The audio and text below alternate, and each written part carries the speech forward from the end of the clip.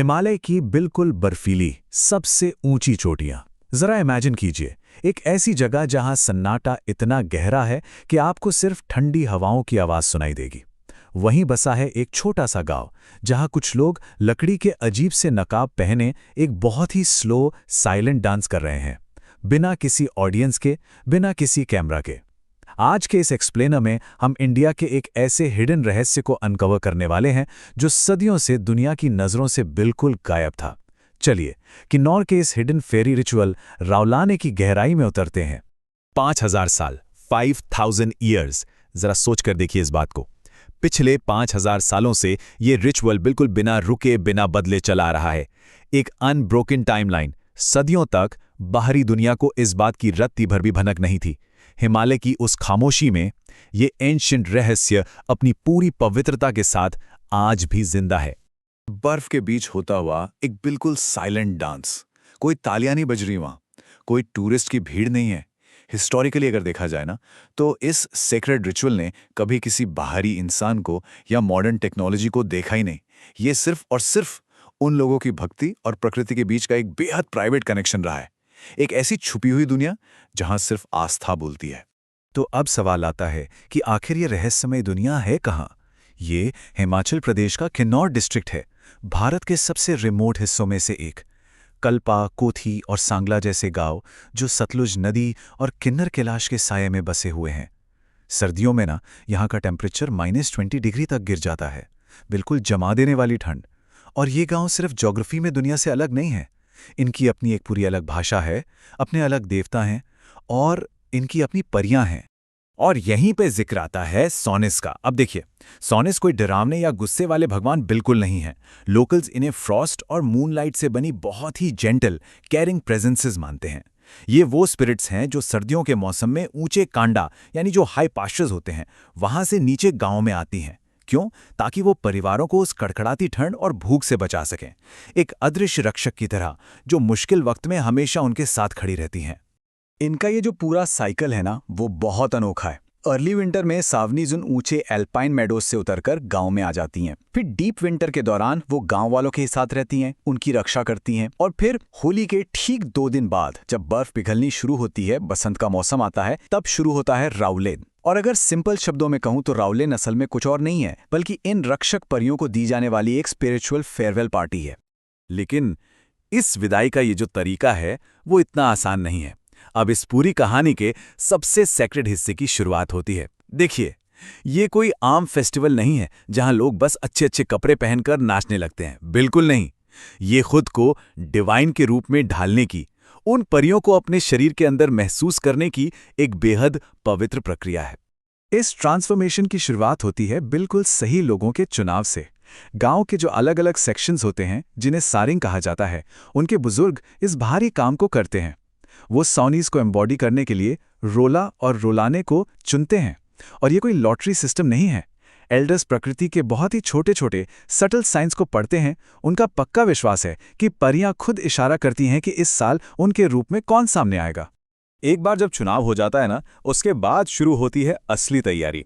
उन्हें एक डोरू पहनाया जाता है जो कि एक ट्रेडिशनल किन्नौरी शॉल है, फिर एक चोली जो कोट जैसा होता है, एक पट्टू, और इन सबको एक साथ बांधने के लिए एक गच्छी। जब ये कपड़े पहनाए जा रहे होते ना, तो यकीन मानिए ये सिर्फ एक कॉस्ट्यूम नहीं होता, ये एक स्पिरिचुअल ट्रांसफॉर्मेशन है। वो कपड़े पहनने वाला इंसान धीरे धीरे अपनी खुद की पहचान को पीछे छोड़कर उस पवित्र ऊर्जा में पूरी तरह से विलीन होने लगता है। और उनके इस पूरे श्रृंगार का जो कॉन्ट्रास्ट है वो बहुत ही ज़्यादा फैसिनेटिंग है।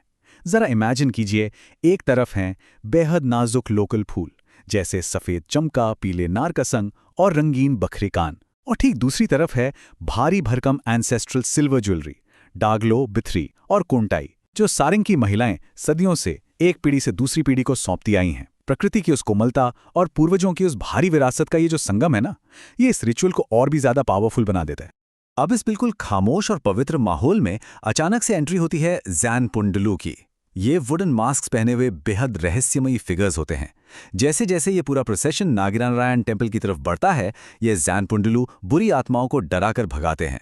उनके वो अजीबोगरीब मास्क्स, उन ट्रेडिशनल इंस्ट्रूमेंट्स की गूंज और हवा में तैरती हुई उनकी प्रेयर्स, ये सब मिलकर एक ऐसा ईयरी और इमर्सिव एटमॉस्फेयर क्रिएट करते हैं जिसे सच बताऊं तो शब्दों में बयां करना बहुत मुश्किल है। इसी प्रोसेशन के दौरान न एक बहुत ही खूबसूरत नज़ारा देखने को मिलता है। हवा में सत्तू यानी जौ का आटा उछाला जाता है। उस जमा देने वाली ठंडी हवा में उड़ता हुआ सफ़ेद सत्तू ये सिर्फ कोई आम रस्म नहीं है, ये अबंडेंस का, संपन्नता का एक बहुत पावरफुल सिंबल है। ये उन लोगों का प्रकृति से कहने का एक तरीका है कि हमारे पास इतना कुछ है कि हम उसे आपके साथ खुशी से बांट सकते हैं। और फिर नागिन नारायण टेम्पल के अंदर जाकर शुरू होता है वो डांस। लोकल्स बड़ी गहरी आस्था के साथ कहते हैं कि ये डांस उन्हें सीखना नहीं पड़ता। सोनियस खुद उनके जरिए नाचती हैं। कोई कोरियोग्राफी नहीं होती वहाँ, कोई रिहर्सल नहीं होती। रावला और रावले ने बस उस गहरी मेडिटेटिव स्टेट में चले जाते हैं। किन्नौर के लोगों का ये अटल विश्वास है कि परियां खुद उनके जरिए उस वक्त नाच रही होती हैं। और सबसे दिलचस्प बात जानते हैं क्या है कि ये डांस तब तक नहीं रुकता जब तक परियां पूरी तरह से सेटिस्फाइड नहीं हो जाती। जब उन्हें ये पूरी तरह महसूस हो जाता है कि गांव वालों ने उन्हें पूरे दिल और पूरी श्रद्धा से अप्रिशिएट किया है, तब जाकर वो शांत होती हैं।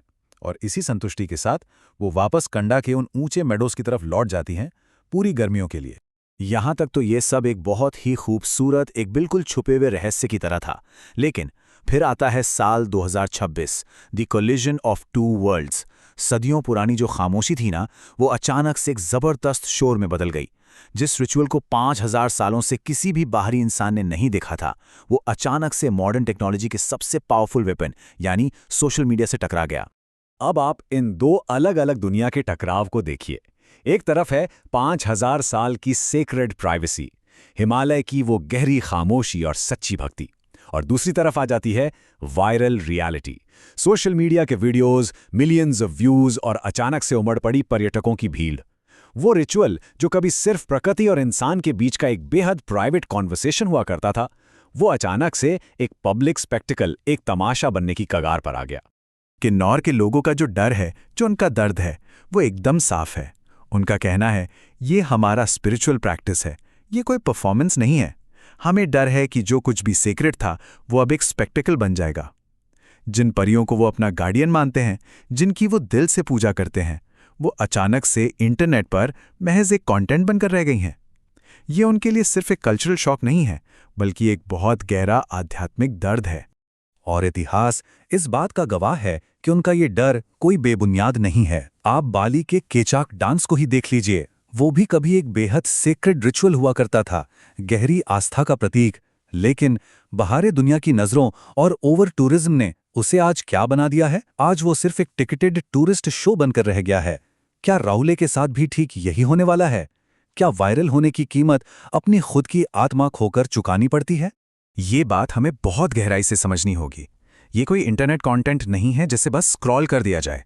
ये एक प्रेयर है, ये एक जिंदा बिलीफ सिस्टम है। जब स्क्रीन्स पर हम ऐसी चीज़ों को कंज्यूम करते हैं ना, तो अक्सर हम ये भूल जाते हैं कि वो किसी की हजारों साल पुरानी विरासत है। इसे लाइक्स और शेयर्स के चश्मे से नहीं, बल्कि इमेंस रिस्पेक्ट के साथ देखने की ज़रूरत है। और अंत में ये पूरी कहानी हमें एक बहुत ही गहरे सवाल के साथ छोड़ जाती है।